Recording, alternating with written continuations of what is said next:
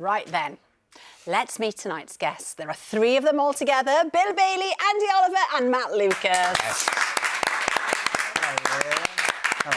Hello.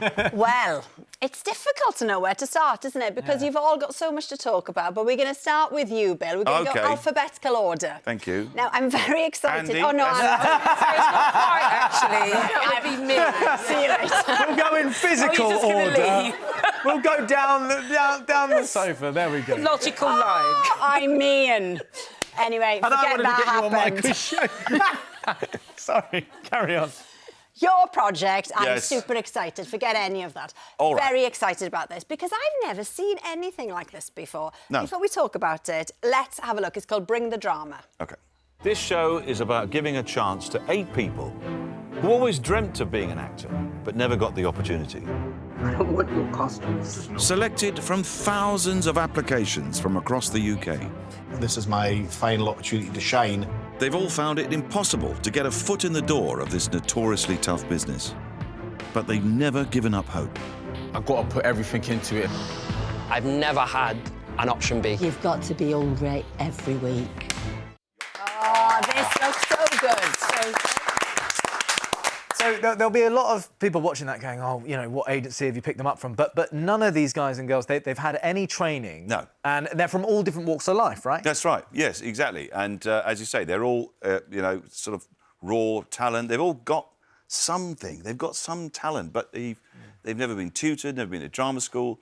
And a lot of them have, you know, their own challenges in their own lives, which you might think perhaps would be a barrier to, you know, entering the profession of acting. I mean, like partial sight, you know, one of them, Chris, is deaf. And, you know, 3 of them are a little bit older, you know, sort of more of my vintage, when it's difficult to get parts, you know, as actors. But it's really nice as well, because you've got, like, people in there who are, like, retired police officers and different jobs, and then all of a sudden they just want to embrace acting. That's it. And the thing is, what's comes across right from the get-go is they've loved this, they've wanted this, they've lived this their whole lives. Since they were kids, they wanted to act. And this is giving them that opportunity. And they get amazing mentoring and training, and they get to reenact these classic scenes from TV dramas. So they get to meet the cast, and they get the full crew, they get the full experience. Yeah, well, Andy is desperate to go on the set of Silent Witness. Oh, but well, you did. Silent Witness. Yes, well, we did. We recreated a scene from Silent Witness. Oh, my God. It's It's amazing. this perfect BBC drama, do you know what I mean? Yeah. It just hits... Everyone's been in it. You know, they've Yes, all been one in of it. those. Benedict Cumberbatch has been... I mean, they've all been in it. You know, it's amazing. Yeah. And do you think that, you know, watching all these lovely people take on this challenge, did it remind you of when you first got into Yeah, absolutely, acting? yeah, because, of course, you know, there's no sugar-coating in this show. I mean, it's very much presented like, well, look, acting is a tough profession, you're going to get rejection, and I remember that very keenly, you know, going to auditions and not getting the part and taking it personally, but actually you just have to kind of keep going. A lot of it is about resilience and determination. Yeah, I mean, what you say there as well, it's super, like, the process itself is really intense. Yeah. Well, it seems like that, Yes. definitely. What do they leave with at the end of it? Well, what they'll get this fantastic show reel, because they've all been filmed in these scenes from these different TV shows. So all the shows are recreated, so they get this amazing show reel. They get amazing advice from casting director Kelly Valentine Hendry, who's you know, co-presents the show with me.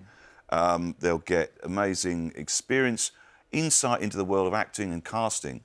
And then at the end of the series, there's 3 of them who go through to a showcase where they'll perform a monologue in front of talent executive, like, you know, casting people, casting people, agents, and hopefully, you know, they've got this amazing, all these tools that they've learned to send them out into their acting career. You know, there'll be a lot of people, though, who'll watch this at home, won't there be? And, you know, you say in the clip that you've whittled it down from thousands of applicants. And there'll be lots of people who want to take part but haven't been successful. But there's a nationwide event, isn't there, running alongside the series, right. if there are other people who want to get involved. Exactly right. This is all part of a big BBC initiative, the Bring the Drama Festival, which is... it's an amazing endeavour, actually. It involves all these different organisations around the whole country, from the Arts Council in England to Screen Scotland, Northern Ireland, Film Cymru. They're all offering these chances for people to go to workshops and learn about the industry. It's about encouraging people to look at the arts as a career from every level, from not just from acting, but from behind the camera, producing and costume, or makeup, all of those things. Yeah, and perhaps people that are starting out or people that want to change a career. It's such an opportunity. You can see Bring the Drama from the 14th of February, 9 o'clock, BBC Two. Yes. Yeah. And the drama continues in the kitchen on tonight's episode of Great British Menu. But before we hear all about it from Andy, it's fair to say the chips are down, the stakes are high. Oh. The top-seeded chefs from around the UK Smell it. are heading to the Great British Menu kitchen. What can go wrong? We'll find out. They're in a race I need to crack on. to cook a course at a record-breaking banquet. The things you do on the Great British Menu. The ultimate prize in any chef's career. It's a sprint. Oh, who doesn't love the Great British Menu? Oh, well, I And, adore it. Well, Andy, the chefs on this, like Bill's programme, are being given a huge opportunity, aren't they? And this is a really special one. I mean, every year we manage to come up with something new and wonderful, and this year is no exception. We are celebrating Team GB because it's the Paris Olympics. 2024, it's Paris Olympics. So we are celebrating Team GB, the Olympians and the Paralympians. And I kind of see a bit of a parallel between the way that the Olympians work, and the Paralympians, and the way that the stuff that chefs have to go through, because you have to be so single-minded, so focused, and so just completely determined and driven to succeed, And when you meet the Olympians, which you guys have done, and the Paralympians, it's just you're talking to them, and you suddenly think, oh my God. How? Did that? How did They're like super people, do you know what I mean? And I'm just so in awe of them, and also and for the chefs, like watching what they've been through this series. It's so wonderful for me to be in the kitchen with them because I get to support them and give them the love that they need to get from one end to the other because it's a lot. Well, I mean, you've not just been in the kitchen with them, because obviously the regional heats are on now. You've just got back from Paris from filming the final. Now, without giving too much away, how was it? It was marvellous. It was very magnifique. That was the word I was searching for. Thank you very much. It was magnifique. It was beautiful and awe-inspiring. And I can't really tell you too much about it, but I looked great.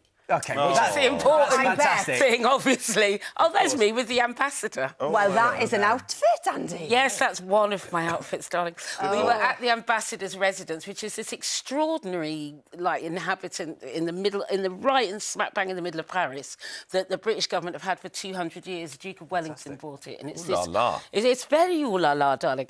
It was huge and grand and exciting. Did you have little nibbles? Did you have amuse-bouche? We had a little bouche. I bet you Bit of a bouche. Well, you've got your regular judges on there. You've got comedian Ed Gamble's there, restaurateurs Nisha Katona and Tom Kerridge as well. What are they like to work with? Oh, they're fantastic. Nisha's sort of 20-odd restaurants up and down the country. Ed Gamble, hysterical, and Tom Kerridge, just one of the most highly regarded chefs in the country, and he is also one of the kindest people I've ever met. He's incredible, The way that he mentors the chefs behind the scenes is really, really important. Like, he will go and check on each and every single one of them and make sure they're good and help them with what they need and help them move on to the next stage. And he's not required to do that, but he really goes that extra mile, and I just have so much respect for him. It's a real privilege to work with him. He's a top man, isn't he? Yeah, he's a top man. But, it has been a really tough time for the hospitality industry, hasn't it? How is morale, then, behind the scenes? Well, it's interesting, really, because chefs are a little bit bonkers, right? So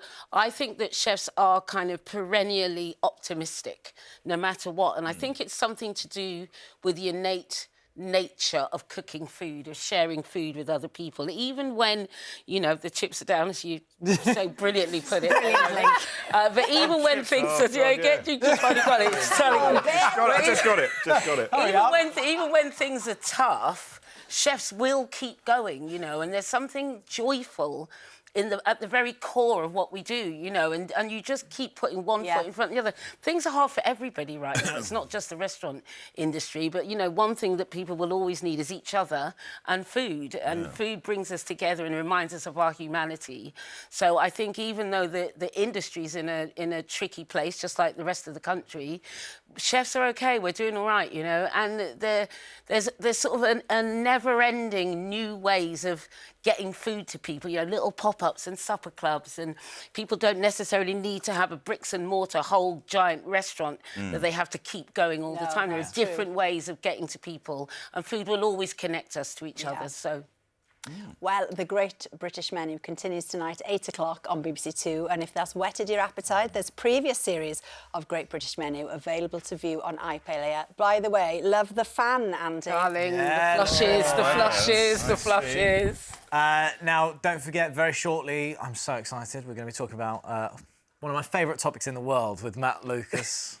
Yes, we're talking football. But continue. Well, look, talking about, you know, ice baths and sports and athletes, well, it leads us nicely into Matt Lucas, because Fantasy Football League is back. What's in store for Season 2? So the show's back on tomorrow night on Sky Showcase and Sky Max and Now TV. Yeah. And it's the show that we started doing the year before last. It's me and Ellis James and Andrew Mensah. And it's the old format that Frank Skinner and David Baddiel used to do. And we have lots of new celebrity guests on this time. I know you did the last series. I did indeed. You and Russell. I came second to Russell Howard. You did. You did. In the show, the first episode that we filmed last night that's on tomorrow night, we have Mo Gilligan and Michael Sheen. Next week we have Catherine Ryan and Alex Horn. We have some great guests. We have Luke Littler this series, which fantastic. we're very excited about. Well, I mean, there's so much audience participation as well in the show. And episode 1 goes out tomorrow night. Yeah. Let's have a quick look at this. Liverpool fans are devastated. Do we have any Liverpool fans here? We do. We do. How are you feeling about it? I'm absolutely gutted. Really? Yeah. It's the end of an era. Well, you're not from Liverpool. Bedfordshire. Oh, Bedford. No, fair enough. Yeah, no, I get it. And we have some other Liverpool fans here, do we? Oh, this one at the back. Yeah. Back there. Yeah. Are you actually from Liverpool? No. Well, at least do the accent to sell it. How did you feel when you heard? I was absolutely gutted, mate. Yeah, so we're obviously talking about Jurgen Klopp quitting the Liverpool manager. I can't add a lot in a football chat, Matt, normally, but in our house, my husband and our boys were in bits with the news that he was leaving. Do you think you'll get him on? What, we Jurgen happily Klopp, have Jurgen Klopp on, as long as Liverpool do not beat Arsenal this weekend. Yes. If Liverpool beat Arsenal this weekend, as far as I'm concerned, Klopp is persona non grata, and you would agree with me. I can only agree, yes. Yeah. You don't know. You don't know we've lost you. I would love him on the one show. Oh, I know, but he'd be a great guest. No, he would be a great guest. He But of seems course, nice. well, we have celebrity managers. You know, we've got Danny Dyer coming on. Oh, well, there you are then. He's going to know more. We also do Phoenix from the Flames, where we recreate a famous footballing moment from the past. So we have Jermaine Defoe on tomorrow. We have Emmanuel Petit recreating his World Cup final goal. We've got loads of great footballers doing that. Yeah. OK. Well, we hear that you shared your love of football with Willy Wonka star Timothy Chalamet. He loves it, doesn't he? He is, but he's a Chelsea fan. Oh. Is that bad? Yes. Right. Is it? Why is it bad? Because I'm an Arsenal fan. Oh, I see. Well, I don't see, but... Yeah. No, he loves his football. He knows a lot about it, and when he's over here, he does go to some games. Yeah. Did you ever kick about on set? No, we didn't. No, it was really cold when we were filming. Was it? Really? Oh, it was freezing. Do you know what, though, right? It is brilliant. We have to talk a bit about it. It is brilliant. Was it as much fun to film as it looks? Because it comes across so amazingly well. Do you know, we had so much fun filming Wonka, and, you know, one of the great things was they had their very own chocolatier on the movie, making all that chocolate. And the hover chocks that we ate, I played a prod. Oh, the ones that, that made us fly. And we were actually on wires, really flying. It's not CGI. We actually were going up and down for days, back and forth. But the hover chocks that we ate, they were vegan. They were delicious. They should really put those in the shops. They were amazing. They were as good as any chocolate I've ever eaten. Chocolate. And I've eaten a lot of chocolate. What I absolutely love is that, Al, you go straight into Wonka because, I mean, you've just absolutely loved it. I still want to talk about the football. I'm excited to hear who's coming on. We've had quite a lot of messages coming in, so thanks so much for these. Tons. I think we should say, first of all, Fantasy Football League kicks off tomorrow, 10 p.m. on Sky Max and Now. Now, this is, again, up my street. Elizabeth says... no, where's it gone? Sorry, Julie says, loving Andy's outfit. Thank you, And, of Julie. course, the Great British Menu. Thank you, Julie. Thank you, excellent. my darling. Thank you. We had a comment here for Bill as well. Charlie says, Bill is one of the funniest comedians this country has ever produced. Wow. Lightning quick comedic timing. Good Lord. And loads of tough Fantastic. Thanks Yeah, for that. very Cheers. good. Well, thank you so much to all of our guests tonight as well. We'll be back tomorrow with Sir Rod Stewart and Jules Holland, Alison Steadman and Catherine Parkinson, plus live music from Ella Henderson. We will see you then. Bye-bye.